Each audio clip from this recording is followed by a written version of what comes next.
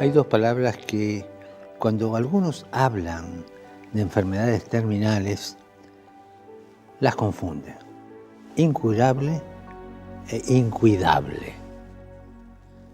Y no son lo mismo. Incluso cuando existan muy pocas posibilidades de curación, todos los enfermos tienen derecho al acompañamiento médico, al acompañamiento psicológico, al acompañamiento espiritual, al acompañamiento humano. A veces no pueden hablar, a veces pensamos que no nos conocen, pero si le tomamos la mano, entendemos que están en sintonía. No siempre se consigue la curación, pero siempre podemos cuidar al enfermo, acariciar al enfermo. San Juan Pablo II decía que curar sí es posible, cuidar siempre. Y aquí es donde entran los cuidados paliativos, que garantizan al paciente no solo la atención médica, sino también un acompañamiento humano y cercano. Las familias no pueden quedarse solas en esos momentos difíciles. Su papel es decisivo. Tienen que tener los medios adecuados para desarrollar el apoyo físico, el apoyo espiritual, el apoyo social. Oremos para que los enfermos terminales y sus familias reciban siempre los cuidados y el acompañamiento necesarios, tanto desde el punto de vista médico como humano.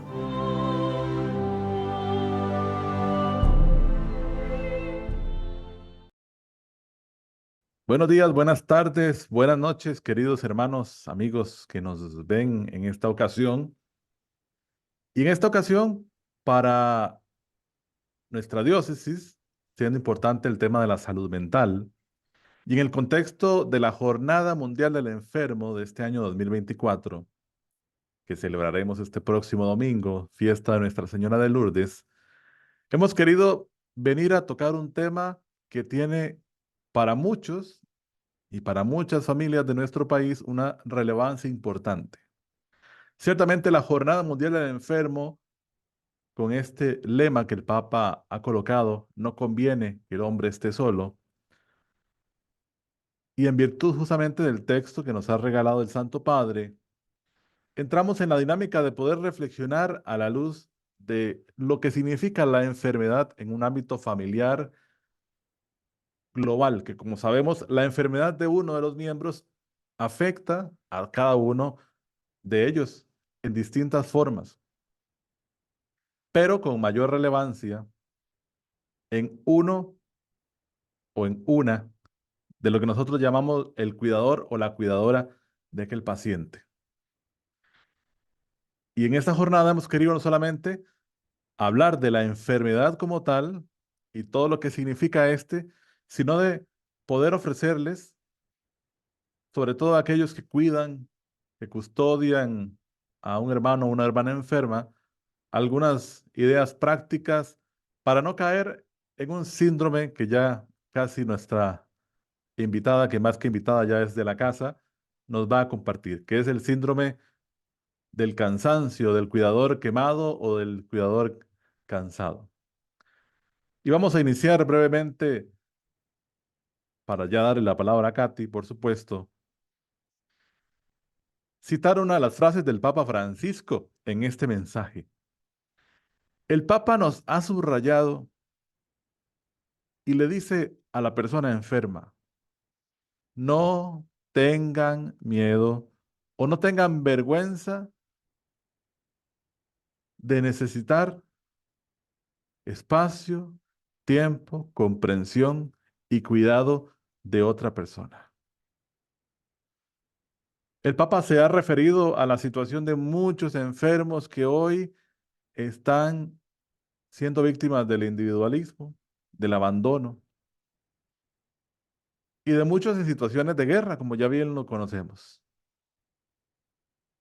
Cómo la soledad afecta a muchos enfermos hoy, y nuestro país no es la excepción a esta situación.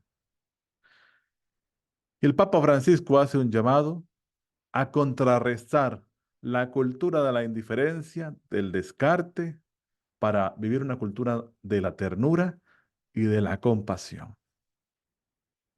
Y de, por supuesto, de no temer, como ya lo hemos dicho, a necesitar del otro, a necesitar el cuidado del otro ante una situación de enfermedad.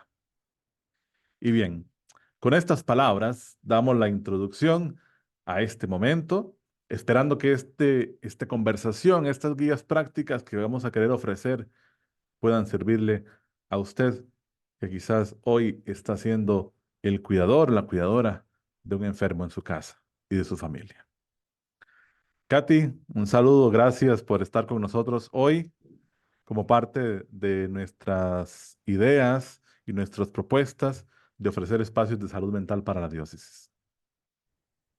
Hola, hola, ¿qué tal? Un gusto para mí seguir pudiendo acompañarles y principalmente agradecerles el espacio para poder colocar a la salud mental, a la salud psicológica y emocional como un tema prioritario para quienes forman parte de la diócesis y a nivel general, por supuesto, pero enfocándonos en aquellos agentes de pastoral, laicos en general y toda la población, digamos, que a nivel social nos ha delegado al profesional de psicología que podamos velar por la salud. Es una tarea que tenemos como profesionales de psicología, poder promover esos espacios de discusión, de análisis, de reflexión y poder guiar y acompañar, facilitar realmente, porque la psicología viene a proponer de alguna manera poder facilitar a las personas la promoción de espacios seguros que aumenten el bienestar y poder trabajar eventualmente en situaciones de malestar, en situaciones donde ya quizá se nos ha ido de las manos. Entonces, la psicología, pues acá este espacio yo les agradezco porque de alguna manera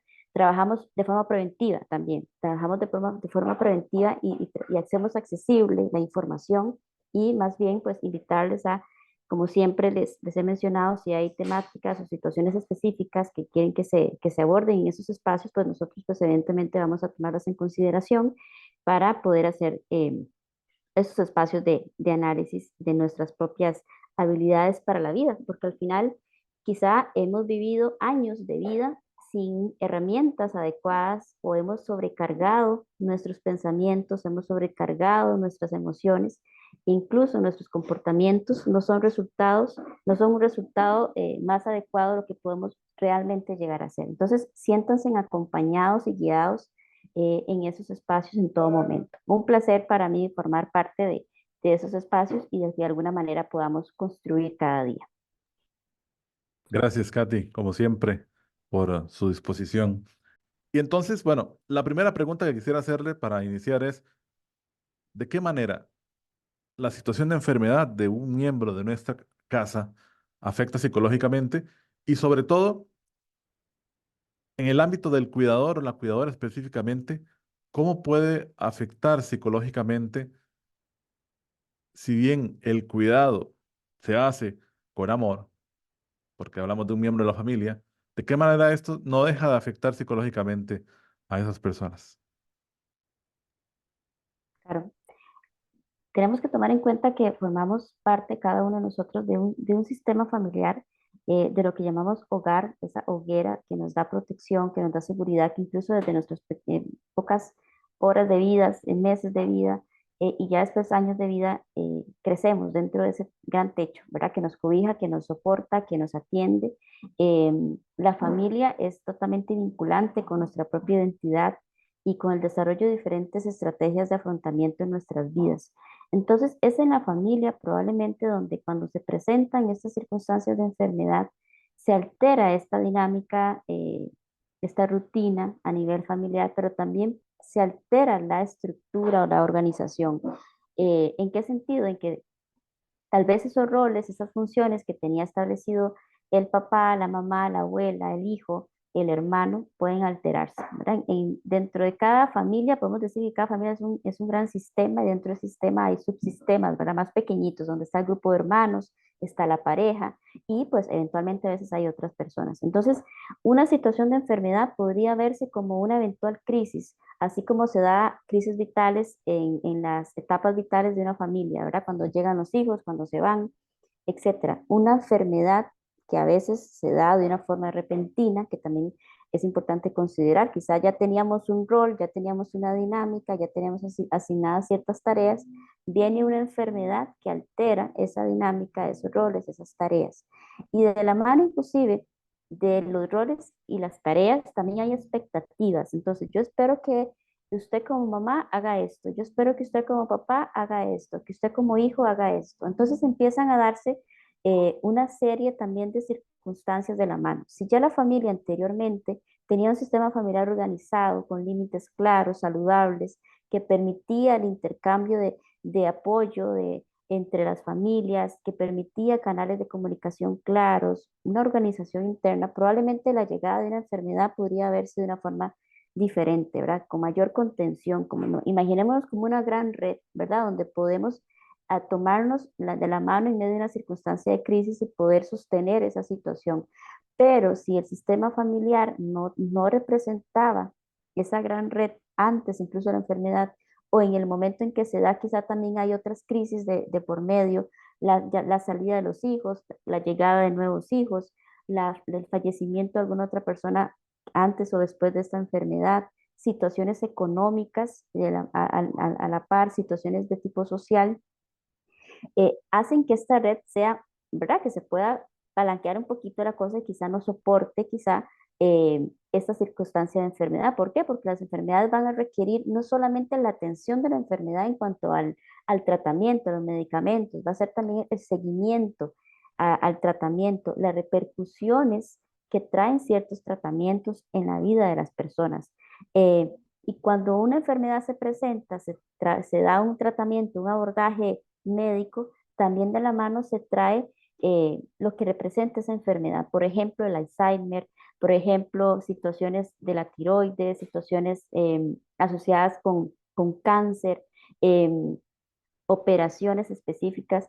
Sea cual sea la enfermedad, tenemos que analizarla obviamente en su particularidad, pero cada enfermedad también podría impactar en el funcionamiento de la persona enferma, en su funcionamiento cognitivo. Puede ser ya una persona que no tenga esa capacidad para registrar información, ya depende más de otra persona para tomar decisiones, para actividades de su vida diaria, o también pueden haber cambios emocionales y de comportamiento. Entonces, no solamente ya el diagnóstico de la enfermedad, sino también todo lo que viene en adelante, el tratamiento, las repercusiones de la propia enfermedad o las repercusiones del tratamiento van a alterar esta gran dinámica, esta gran organización en el sistema familiar propiamente. Si hablamos desde ese contexto de la familia, y entonces viene esta figura de cuidador que va a venir a representar probablemente ese gran sostén, o va a tener que asumir esa gran parte de ese sostén, y ese sostén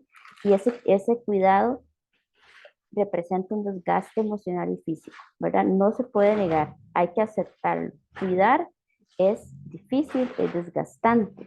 Eh, y para nosotros poder cuidar a alguien, tenemos que cuidarnos a nosotros mismos. Yo creo que eso también lo hemos dejado a veces pues bastante claro en otras oportunidades que hemos tenido. Es vital entonces ser conscientes de que tenemos que cuidar nuestra salud si pretendemos cuidar a otra persona.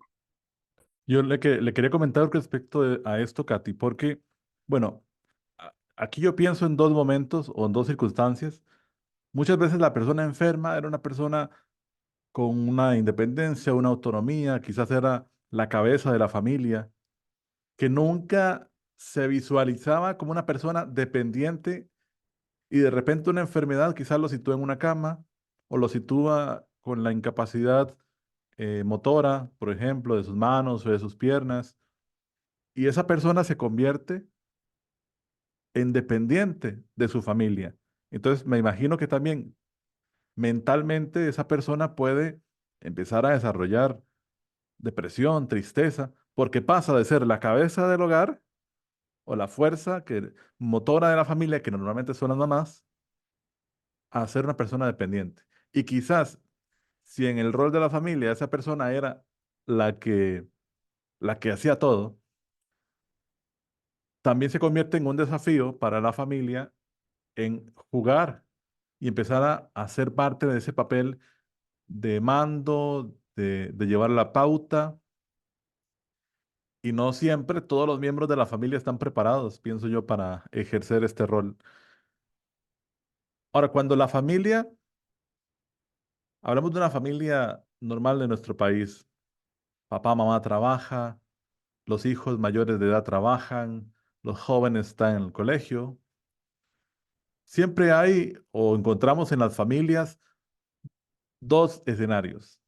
Una familia que entre la enfermedad de su papá o de su abuelo o de su abuela distribuyen todas las cargas y las tareas de cuidado, pero en ocasiones encontramos familias en donde hay solo una persona que tiene que llevar todo el peso absoluto de esa situación. Y ya usted lo mencionaba, lo primero es cuidarnos para poder cuidar. De lo contrario, vamos a caer en lo que ya dijimos al inicio, de este síndrome del cuidador cansado o quemado, con la palabra burnout en inglés.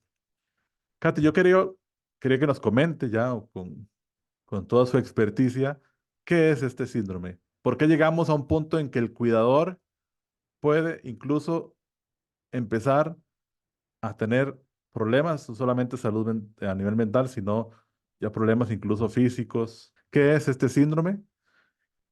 Y para la gente que nos va a escuchar y a ver, ¿cuáles serían algunos rasgos que nos podría decir esto podría estar pasando o podría estar pasándome? Ok, sí. Ahora, muy bien. El tema de la percepción de la enfermedad para el paciente y para la persona cuidadora y su familia es un punto, digamos, medular en este caso. Porque antes de de contestarte al tema de la definición del síndrome, tenemos que también tener claro que esto es importante. La percepción que tengo de la enfermedad, de su tratamiento, digamos que podemos decir de su curación, por decirlo de alguna manera, también puede impactarte necesariamente quien es paciente, quien es en este caso la persona enferma, qué criterio tiene su propia enfermedad, qué conciencia tiene su propia enfermedad, del alcance que tiene, de las limitaciones que va a tener también. Eh, Evidentemente va a depender de sus propios recursos personales para afrontar esa circunstancia, pero también el cuidador puede ser una alianza para su recuperación o puede ser más bien todo lo contrario, ¿verdad? Generar una dependencia poco saludable, tal vez con ánimo, no pensamos que con mala intención, con un buen ánimo de protección, de seguimiento. Entonces, ese tema que colocaste ahí es vital tenerlo presente. ¿Qué percepción tenemos de la enfermedad? O sea, ¿cómo vamos a manejar a nivel familiar qué es esta enfermedad? Ok, si voy a tener una recuperación, ¿cuáles van a ser los cuidados? ¿En qué vamos a tener sintonía? Pensamos en una familia, ¿verdad? Como mencionas ahorita. Pensamos que es una familia que va a tener sintonía sobre esta enfermedad. Ok, esta va a ser la forma en que vamos a referirnos a la enfermedad. No vamos a generar ningún tipo de invalidez previa cuando sí también podemos aprovechar lo que esta persona puede hacer todavía, ¿verdad? Y lo que se ha llamado más que todo, incluso en espacios de discapacidad, es que hablemos más de la intensidad del apoyo. ¿En qué medida usted necesita apoyo para esta tarea y con qué intensidad o con qué frecuencia necesita el apoyo, con qué intensidad necesita el apoyo? Puede ser que la persona pueda bañarse sola, ¿verdad? Y que no va bien el cuidador diga, no, yo la baño mejor, porque, ¿verdad? Entonces, no, primero partimos de que tengamos claro qué es lo que uno se puede hacer para también generar la adecuada asistencia en frecuencia y en intensidad para que lo tomemos eso muy en cuenta.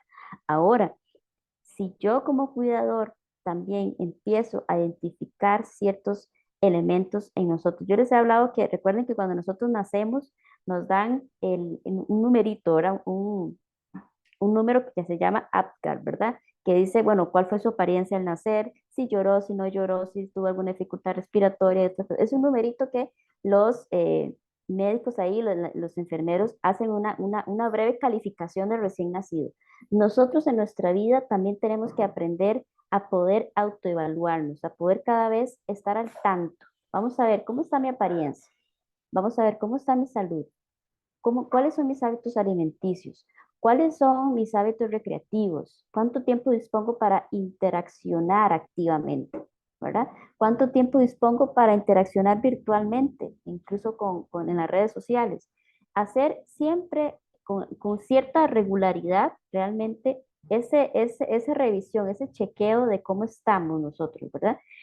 Porque también, si el cuidador no tenía la costumbre de hacer un chequeo de cómo estaba, probablemente pues ya tenemos algo negativo, ¿verdad? Que fue lo que nos pasó en COVID. ¿Qué pasó? Que la sociedad no estaba preparada, evidentemente, para una epidemia de ese tipo, pero ya no fue que necesariamente el COVID hizo a las personas depresivas y situaciones de ansiedad, es que ya veníamos tal vez con ciertas condiciones antes.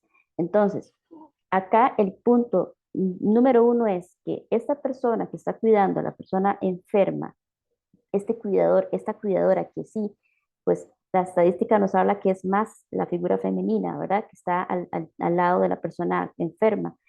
Las características que desde la medicina utiliza pues ciertos síndromes para poder establecer cierta sintomatología o ciertos signos que nos permiten establecer que aquí está pasando algo, aquí está pasando algo. Entonces, el cuidador en primer lugar, revisar si han habido cambios en el funcionamiento que ya venía teniendo previamente, como dijimos antes.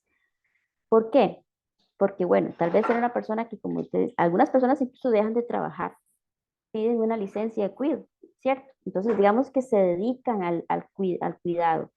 Quizá tienen que incluso aprender nuevas cosas, ir a capacitarse, ¿verdad? Para poder atender a esta persona, etcétera. Pero entonces el cuidador, en medio de este rol de cuidado, también tiene que sacar tiempo para sí mismo y empezar a revisar. Vamos a ver, ¿han habido cambios en mis espacios para interactuar con otras personas? ¿Han habido cambios en mis espacios para poder compartir con mi familia? ¿Han habido espacios para poder seguir estudiando?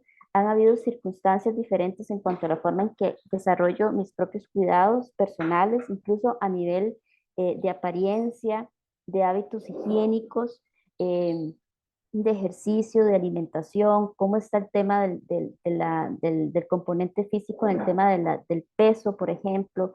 Empiezo a identificar que hay cosas que se están saliendo de lo que yo venía trayendo. Ahora, como les decía, si ya no veníamos cuidándonos mucho, pues con mayor cuidado, ¿verdad? El estrés, recordemos que el estrés, lamentablemente, pues es como un taponcito de alarma, ¿verdad? Que nos mantiene como en movimiento. Pero cuando nuestro cuerpo detecta alto estrés, aumenta el cortisol. El cortisol es una sustancia que está bien, nos mantiene como alertas de respuesta para, para enfrentar diferentes cosas, pero un alto estrés aumenta de forma exagerada el cortisol y lo que hace es contaminar nuestro cuerpo. ¿Y de qué manera lo empieza a contaminar? Pues empieza a generar diferentes afectaciones a nivel cognitivo, se nos empiezan a olvidar cosas, pero nos volvemos más distraídos, nos cuesta mucho prestar atención y por lo tanto, si no prestamos atención, estamos distraídos, la memoria se afecta también, se afecta la capacidad de poder tomar decisiones, se afecta la capacidad de poder dirigirnos a cumplir un objetivo, una tarea. Empezamos también a sentirnos más cansados, más agotados, porque nuestro cuerpo piensa que tiene que resolver alguna situación eh, que nos está poniendo en peligro, por decirlo de alguna manera, ¿verdad? Como pasa con la ansiedad. Entonces, empiezan a darse también síntomas gastrointestinales, porque recordemos que nuestro estómago es como nuestro segundo cerebro también. Entonces, ¿qué tiene que tomar en cuenta el cuidador? En primer lugar, si se está viendo a sí mismo o a sí misma, me estoy prestando atención a los síntomas, cómo me siento cansada, me siento cansado, me siento que mentalmente no estoy tan atento, tan atenta, se me olvidan cosas, olvido ciertas situaciones que eran como muy relevantes, porque los olvidos eventualmente podrían ser de alguna forma como comunes, ¿verdad? Pero habrán situaciones que sí, que tal vez pasó ayer le comenté algo a alguien y la persona me dice, no, ya vos me lo dijiste anteriormente, ¿qué pasa, verdad? Hay cambios evidentes en lo que está, en lo que desarrollo. Me cuesta más hacer las cosas que antes hacía con mayor facilidad. Y también empezar a ver si nos estamos aislando, si estamos prefiriendo quedarnos en casa, si estamos prefiriendo quedarnos dentro del cuarto, si estamos prefiriendo mejor ver la misa por Facebook, ¿verdad? No ir, preferir llamar y no tener ese café con mi amiga, con mi amigo. Estoy empezando a tener ese aislamiento, esa tendencia a irme, ¿verdad? Entonces, tenemos que prestar atención a cambios, pero también a veces no hay cambios, a veces hay agravantes de situaciones que ya se estaban dando, ¿verdad? De alguna u otra manera. Y también verificar, eh, tanto las emociones también, o sea, estoy volviéndome, porque a veces la tristeza o la depresión no se ve necesariamente con llanto, no se ve solamente con una cara ¿verdad? Y como decaído, como desanimado. A veces esta depresión la vemos en enojos, en irritabilidad. Ya empiezo entonces a responder, ¿verdad? Impulsivamente. Empiezo a tomar todas las circunstancias que me dicen como de una forma muy personal. Empiezo a atacar, empiezo a volverme muy irritable, lo que llamamos muy chichoso, chichosa, ¿verdad? Esos pueden ser también evidencias de que podríamos estar entrando en un ciclo de cuidador quemado. Y es claro, es totalmente claro que tengo que prestar atención a la relación. Siempre tenemos que tener claro la relación conmigo mismo, conmigo misma, cómo es la relación con las demás personas, cómo es la relación de las demás personas conmigo también. Siempre tenemos que estar en ese contacto constante revisión de que todo se esté moviendo. Recordemos que cuando vamos a hacernos un electrocardiograma, nuestro corazón, un médico dice, todo está bien, ¿verdad? Sube y baja los latidos de corazón. Cuando fallecemos, es una línea, ¿sí? Nosotros tenemos que estar en constante movimiento hacia afuera, pero también en constante movimiento hacia nosotros. ¿En qué sentido? En que estemos nosotros revisando y atendiendo a las diferentes necesidades que también podamos tener. Hablemos para ir cerrando este espacio, ¿qué cositas prácticas? Porque tal vez viendo los dos panoramas, podríamos tener una familia que nos apoya, que unos cuidan en la noche, otros cuidan en la madrugada, otros cuidan en los fines de semana. Pero en el panorama, por ejemplo, de una familia pequeña donde el cuidador prácticamente es el único, ¿cómo podríamos dentro de esas limitaciones, yo como cuidador o cuidadora, tratar de tomar medidas prácticas para no llegar a este punto? Correcto, y que en algunos casos incluso son personas adultas mayores con otros padecimientos, que también, ¿verdad? Entonces son como ambas situaciones de la mano. Y aquí hay un punto muy importante que estás comentando, porque nosotros, la persona cuidadora, nosotros pensamos en una labor de asistencia, es decir, de alguna manera, proveerles sus medicamentos, atender en su baño, atender en el momento en que se traslada de un lugar a otro, qué sé yo, para sea el contexto que sea. También el rol del cuidador es estrechamente vinculante con la recuperación de la persona enferma y quizá no le hemos prestado la atención necesaria, como incluso como cuidadores. Los cuidadores ejercen también un reflejo, o podemos decir un reflejo o un espejo de su recuperación. La actitud y la aptitud que tengamos hacia el ejercicio de poder cuidar también podría impactar en la recuperación de la otra persona, ¿sí? Con el tono de voz en el que yo le hablo, quizá como decimos, con la paciencia que puedo tener, con la creatividad que pueda tener. Todo esto también, la persona que ejerce el rol de cuidado, ejerce también un rol estrechamente vinculante con la recuperación o con la posibilidad de aumentar el bienestar de la persona enferma. Por eso es que entonces yo como cuidadora o cuidador tengo que también verme a mí mismo, incluso verme al espejo, ¿cómo me estoy viendo? ¿Cómo está viendo la persona enferma que me viene a cuidar? Esa persona se peina, se arregla, huele rico, ¿verdad? Tiene un tono de voz adecuado, tiene creatividad. Este día jugamos de esto otro juego de mesa y vimos tal película, analizamos tal cosa, escuchamos tal programa. También el paciente enfermo ve al cuidador. Bueno, en algunos casos quizá por algunas condiciones no lo vea, pero en su mayoría visualiza al cuidador y también de alguna manera nosotros como seres humanos recordemos que somos imitadores, ¿verdad? Somos imitadores a veces más de la cuenta de cosas que no deberíamos de imitar. Pero en este contexto yo también veo al cuidador, veo su energía, su creatividad, su expectativa, su optimismo. Todo eso también se refleja. Entonces, de alguna forma también el que nosotros estemos al tanto de cómo nos estamos viendo, de lo que está viendo la persona enferma, también podremos asegurar la recuperación de alguna u otra manera. ¿Cómo poder entonces tomar en cuenta y estar al tanto de cómo mejorar la calidad de vida de quienes están cuidando? Sería entonces muy conveniente considerar acá eh, que si no he pedido ayuda y me siento cansada y agotada, debo de pedir ayuda. es que también tenemos que aceptar que estamos agotados. Y a veces esto pasa por un proceso de autoaceptación. Estoy agotada. Y está bien decirlo. Está bien decirlo. Está bien aceptarlo, que me siento agotada, cansada. Y vamos a tener que pedir ayuda. De alguna u otra manera. Probablemente sí, que a veces no habrán familias que sean contenedoras, pero quizá habrá algún amigo, algún profesional, algún grupo de personas que apoyen de alguna u otra manera en la comunidad, o otras personas que nos puedan guiar hacia esa ayuda. Es importante aceptar el agotamiento, aceptar el cansancio, aceptar que llevo años con esta situación, aceptar que tengo que buscar ayuda es un paso importante. Y si no, proponer a nivel familiar que esta ayuda se empiece a dar, se empiece a visibilizar de alguna manera u otra. Tener claro que si bien podríamos verlo como un sacrificio, ¿verdad?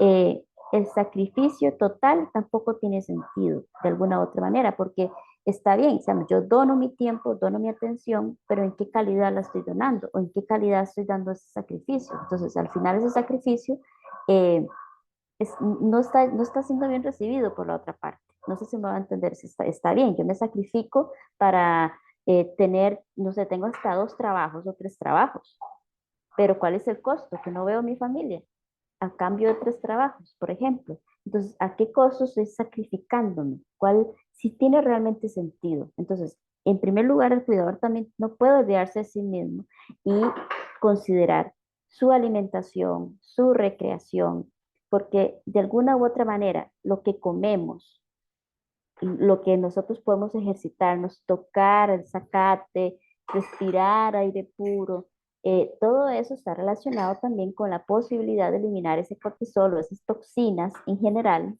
que tiene nuestro cuerpo. Nuestro cuerpo se inflama de tanto estrés, de tanta contaminación, quizá por no prestar atención al cuidado de nosotros mismos también. Es necesario esparcir generar esas posibilidades de despejar nuestra mente, por decirlo de alguna manera, tener alternativas de actividades con otras personas, actividades que podamos hacer. Si no podemos salir, pues también pues es la creatividad, ¿verdad? Si me gusta sembrar plantas, bueno, entonces esta hora que voy a tener, que esta persona va a estar en alguna cita o que esta persona va a estar incluso durmiendo, o que esta persona va a estar viendo alguna serie de televisión o que va a venir alguien a visitarla, yo puedo aprovechar esas 30 minutos, 40 minutos, lo que sea, incluso menos, para simplemente incluso descansar. ¿Sí? Descansar diariamente va a ser importante, o también inclusive para ir a sembrar una planta, o incluso para poder comerme un helado, salir un momentito, caminar un ratito, eso es importante. Sí es bueno y necesario reservar tiempo para nosotros mismos. Incluso aunque no estemos en un error de cuidado, nosotros tenemos que reservar por lo menos 1 hora de tiempo al día, por lo menos, ¿verdad? Por lo menos. Y si no la fraccionamos, 30 minutos en la mañana, 30 minutos en la noche, pero por lo menos disponer de un tiempo específico para nosotros. Un descanso incluso semanal del contacto con esa persona que yo cuido. Aunque pensemos, pero ¿por qué tengo que descansar de la persona? Bueno, como papás y mamás también tenemos que descansar y estar en pareja, por ejemplo. Nuestros hijos lo necesitan, ¿verdad? Nuestros hijos necesitan que mi mamá cuide su salud mental, porque en la medida en que mi mamá cuida de su salud mental, me va a cuidar mejor a mí, me va a poder guiar mejor a mí, igualmente el cuidador. También tiene que disponerse de interactuar con su medio ambiente, con otras personas, para poder también venir a ejercer un cuidado más integral, ¿verdad? Tener sus propios planes, si se pudiera, ¿verdad? Hasta donde se pueda, por supuesto. Y también, pues, también tenemos que aprender a establecer ciertos límites y que no se vaya a volver algo excesivo esta labor de cuidado. O sea, saber decir que en algún momento no lo voy a poder hacer y no sentir culpabilidad por eso también, ¿verdad? Por eso es que pasa por un tema de aceptar el agotamiento en primer lugar y poder decir, estoy frustrada, estoy enojada, me siento mal, ¿verdad? Expresar eso, expresar eso. En primer lugar, creo que lo que podríamos hacer es hacer este diagnóstico, ¿verdad? ¿Cómo me estoy sintiendo? ¿Qué está pasando? Y si se pudiera establecer ciertos objetivos. Cuando hablamos a veces bueno, cómo poder generar que cada día tengamos esa voluntad para hacer las cosas, pues la voluntad nunca va a llegar. Aquí vamos a esperar todo el día, no va a llegar la voluntad. La motivación, perdón. El proceso de la motivación se genera haciendo cosas.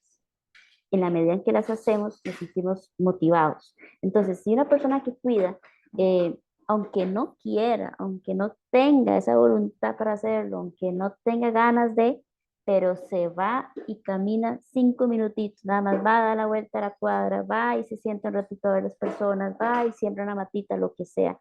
Pero el haber hecho eso genera una serie de repercusiones mentales, ¿verdad? Que dicen, esto me gusta, esto me genera placer, esto lo voy a seguir haciendo. Entonces tenemos que proponernos objetivos cortos, por lo menos, ¿verdad? Pequeñitos, pero sí hacerlos, que no dependa de nuestro estado de ánimo. A veces tenemos que planificar cosas y hacerlas, aunque no tengamos voluntad de hacerlas, pero hacerlas. Y de esta manera podemos gestionar entonces el tiempo personal y consecuentemente ejercer una mejor labor de cuidado. Bueno, sin duda alguna la enfermedad, aunque bien sabemos que podríamos nosotros eventualmente enfermarnos, nunca estamos preparados para lo que una enfermedad puede repercutir en nuestra vida. Y tampoco las personas cuidadoras son expertas. Muchas son amas de casa o profesionales en otros ámbitos y la mayoría no tenemos esa expertise en cuidar a una persona enferma. Pero muchos en el camino y con ayuda profesional van aprendiendo a ser auténticos cuidadores y cuidadoras de una persona enferma.